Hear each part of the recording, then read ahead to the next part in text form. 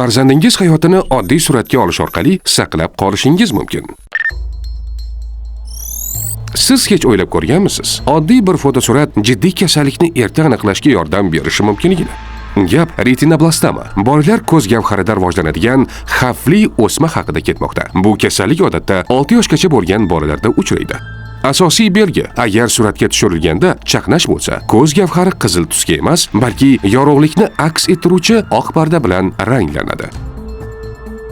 Yuqoridagi rasmda siz o'simtasi bor bolaning chap ko'zi qanday oq rangda porlayotganini ko'rishingiz mumkin. Biz bu ma'lumot bilan sizni qo'rqitmoqchi emasmiz. Maqsadimiz aholi orasida tibbiy xabardorlikni oshirish.